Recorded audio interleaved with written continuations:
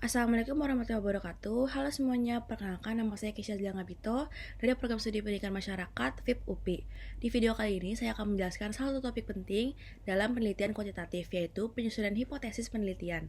Video ini merupakan tugas mata kuliah aplikasi statistika yang diampu oleh Bapak Dr. Eko Sulistiono, MPD. Mari kita bahas bareng-bareng gimana sih cara penyusunan hipotesis yang baik dan sesuai dengan kaidah penelitian kuantitatif. Nah, pertama-tama kita harus tahu dulu nih apa itu sebenarnya hipotesis penelitian. Secara sederhana, hipotesis adalah dugaan sementara terhadap suatu hubungan antara variabel yang masih perlu dibuktikan secara penelitian atau melalui suatu penelitian. Dalam penelitian kuantitatif, hipotesis biasanya dirumuskan berdasarkan teori, hasil penelitian sebelumnya, atau kerangka berpikir yang logis. Jadi, hipotesis ini bukan sesuatu yang asal ditebak ya, tapi merupakan dugaan yang punya dasar ilmiah. Contohnya nih, misalnya kita meneliti mengenai pengaruh gaya kepemimpinan terhadap kinerja dari karyawan itu sendiri.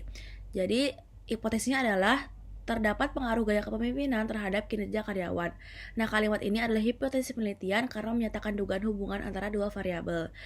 Nah, si hipotesis ini juga pastinya harus didasari dari dasar ilmiah, ya, berupa dari penelitian sebelum-sebelumnya. Jadi nggak asal nebak aja.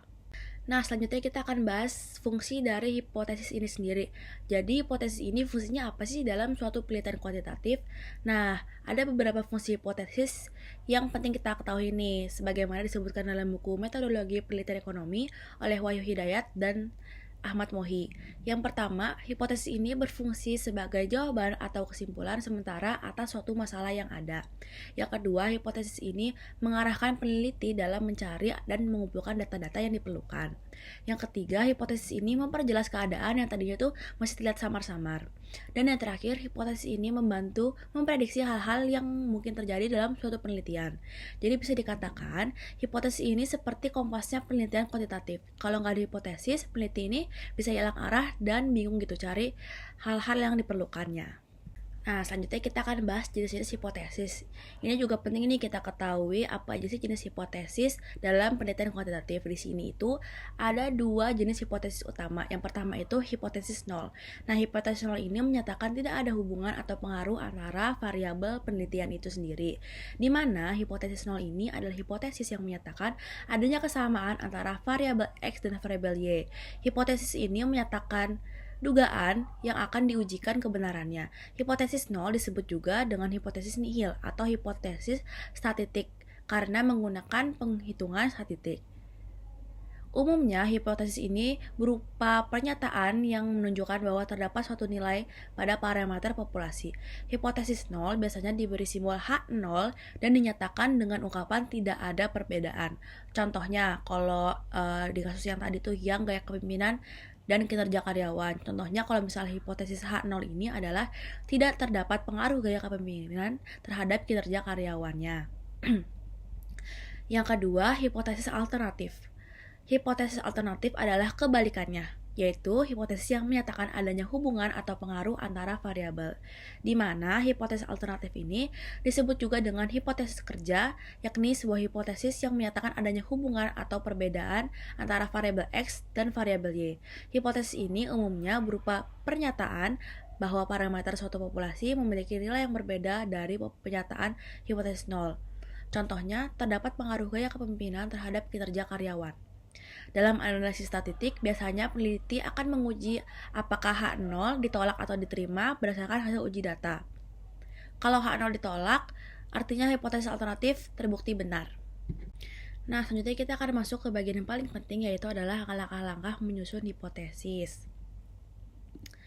Yang pertama adalah kita harus bisa menentukan variabel penelitian kita sendiri, yaitu dalam penelitian kuantitatif, variabel itu dibagi menjadi variabel bebas atau independen dan variabel terikat.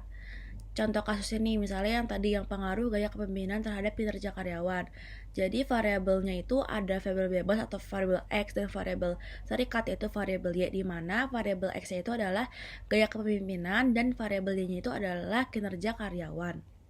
Jadi yang pertama itu kita harus bisa tentukan variabel dari penelitian kita sendiri. Yang kedua itu kita harus bisa mencari teori yang relevan, yaitu kita harus bisa mencari dasar teori atau penelitian sebelumnya yang menjelaskan hubungan antara kedua variabel tersebut. Tujuannya biar hipotesis ini nggak asal nebak tapi punya landasan ilmiah. Nah, landasan ilmiahnya itu dari si dasar teori atau penelitian-penelitian sebelumnya. Contohnya kalau misalnya yang tadi, kalau misalnya menurut teori kepemimpinan, gaya kepemimpinan itu baik atau gimana. Selain itu, penelitian sebelumnya menunjukkan bahwa pemimpin yang komunikatif dan suportif bisa meningkatkan kinerja tim. Nah, teori ini tuh nantinya bisa menjadi landasan atau menjadi landasan untuk hipotesis kita ke depannya. Yang ketiga, rumuskan hubungan antara variabel. Jadi setelah kita udah tahu teorinya, kita harus bisa merumuskan hubungan logis antara variabel. Biasanya dirumuskan dalam bentuk kalimat yang menggambarkan arah hubungan, misalnya berpengaruh terhadap, berpengaruh dengan, meningkatkan atau menurunkan. Contohnya, kalau misalnya di contoh kasus tadi, gaya kepemimpinan memiliki pengaruh positif terhadap kinerja karyawan. Kalimat ini menunjukkan dugaan bahwa jika gaya kepemimpinan baik ini, maka kinerja karyawan juga akan meningkat gitu. Dan langkah terakhir adalah tulis dalam bentuk H0 atau H1. Nah, langkah terakhirnya itu adalah menuliskan hipotesis dalam bentuk hipotesis 0 atau H0 dan hipotesis alternatif atau H1. Ini penting karena penelitian kuantitatif uji statistik dilakukan untuk menolak atau menerima H0.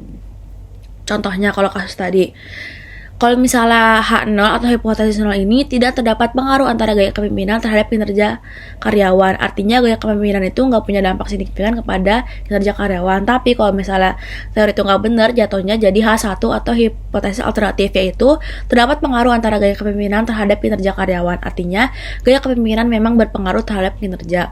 Setelah itu kita bisa mengumpulkan data dan melakukan analisis statistik, misalnya uji regresi atau korelasi untuk melihat apakah H0 ditolak dan H1 diterima. Kesimpulannya, langkah-langkah itu bisa membantu kita menyusun hipotesis yang logis berbasis teori dan bisa diuji secara ilmiah. Oke, selanjutnya ada ini nih beberapa tips untuk menyusun hipotesis yang baik. Yang pertama, pastikan hipotesisnya itu spesifik dan terukur, jadi nggak terlalu umum gitu. Yang kedua, hindari kalimat yang terlalu panjang atau ambigu. Yang ketiga, gunakan bahasa ilmiah dan juga bahasa yang objektif. Dan yang terakhir, pastikan ada teori pendukung yang jadi dasar dugaan. Dengan begitu, hipotesis akan lebih kuat secara ilmiah dan mudah diuji secara statistik. Nah, itu tadi penjelasan tentang penyusunan hipotesis penelitian dalam pendekatan kuantitatif. Kesimpulannya, hipotesis ini adalah dugaan sementara yang harus logis berbasis teori dan bisa diuji dengan data. Dengan hipotesis yang jelas, penelitian kamu akan punya arah yang kuat dan hasil yang lebih valid. Terima kasih sudah menonton. Mohon maaf jika ada kesalahan kata atau kesalahan penjelasan. Terima kasih sudah menonton video ini. Saya Kisha Ngabito, sampai jumpa di video berikutnya. Terima kasih. Salam statistika.